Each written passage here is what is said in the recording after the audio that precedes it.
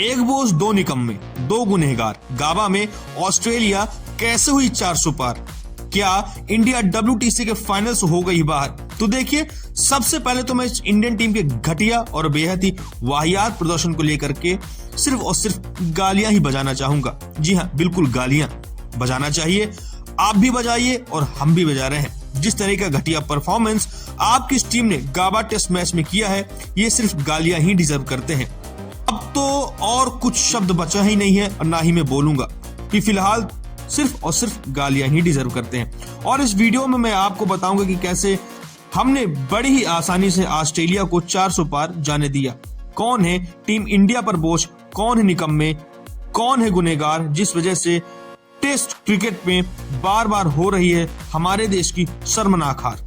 तो देखिए, इसमें सबसे पहले अगर मैं बोझ की बात करूं तो बोझ में सबसे ऊपर और पहला नाम आता है हमारे देश कप्तान रोहित शर्मा का, जो इंडियन टेस्ट टीम पर एक सबसे बड़ा बोझ बन चुके हैं। उनकी घटिया बल्लेबाजी को तो साइड कर दो और मैं अभी इस बारे में बात ही नहीं करूंगा।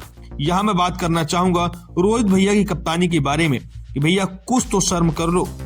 तीन बड़े मुकाबले में ट्रेविस हेड आता है और आपकी बैंड बजाकर चला जाता है और आप तालियां बजाते रहते हो, उसका कैच छोड़ देते हो।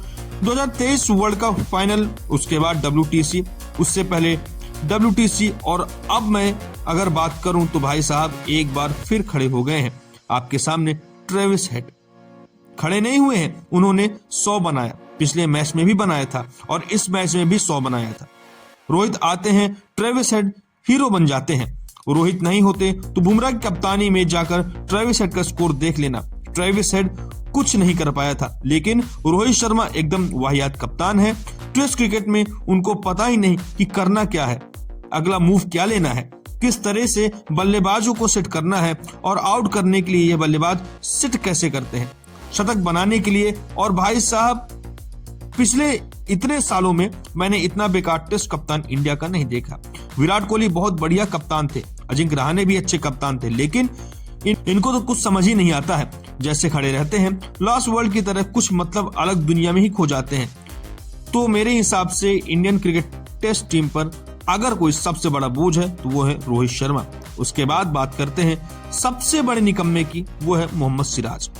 बल्लेबाजों से लड़ना, विकेट्स को चेंज कर देना, जितने भी उल्टे सीधे काम है, इसमें भाई सबसे आगे होते हैं। वो पिक्चर आपने देखी होगी ना, धमाल, जिसमें वो जावेद जाफरी अपने आप आगे आता है, लेकिन जब बारी आती है विकेट लेने की तो ये अपने आप को सबसे पीछे ले जाता है। और विकेट का पता है कब लेता है, अगर लेता भी है तो कोई बल्लेबाज 100 या 150 रन बना चुका होता है, उसका आउट करना है।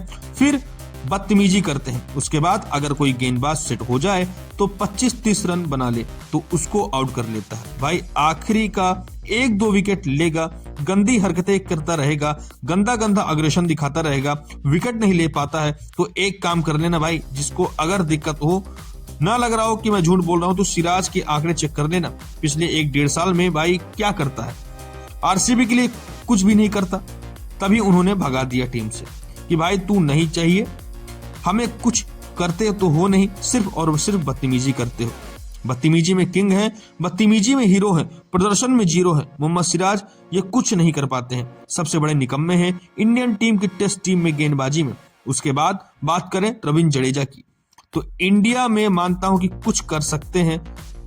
इंडिया में जब आप गंदी विकेट्स बनाते हो, गड्ढे बनाते हो, तो स्पिन गेंदबाजों को कहते हो भाई जा पहली गेंद पर बोल्ड मार दो। उसमें जडेजा कुछ कर सकते हैं, लेकिन जब सामने आएंगे ना ऑस्ट्रेलिया जैसी कंडीशन पर, तो वहां कुछ नहीं कर पाते हैं। इंग्लैंड जैसी कंडीशन, वहां नहीं कर पाते हैं। भाई साहब, आप अपने बल्लेबाजी को 8वें नंबर तक ले जाने के चक्कर में इसको भी खिला लो, उसको भी खिला लो।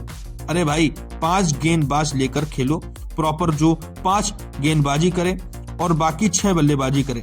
यहाँ तो 8 गेंदबाज बल्लेबाज खिलाते हो, वो कुछ नहीं कर पाते हैं। और 3 प्रॉपर गेंदबाज लेकर जाते हो, उसमें से एक मोहम्मद सिराज, भर्ती घोटाला, हर बार बुमराह या उसको जिताए तो ये एक निकम्मे है। अब गुनहगार की बात करूं जो अगले हैं, वो आकाशदीप का नाम लेना होगा।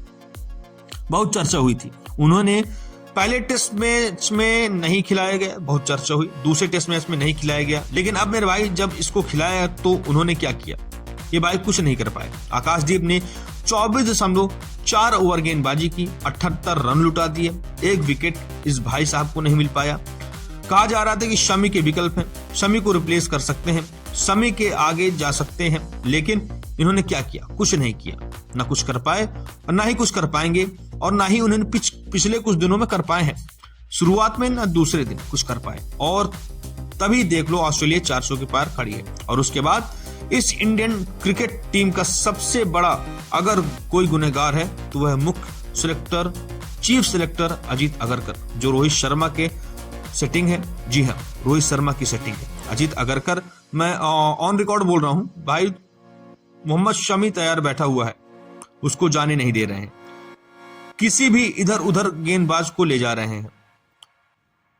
मैं पहले दिन इस बार बोल रहा हूं कि इस बार अगर आप सीरीज हारोगे, अगर आप बुमराह हटा दो, कौन आपके पास है जो 5 विकेट 6 विकेट ले सकता है? एक पारे में मुझे नाम बता दो कि आपने क्या किया हुआ है बल्लेबाजी को मजबूत करने के लिए।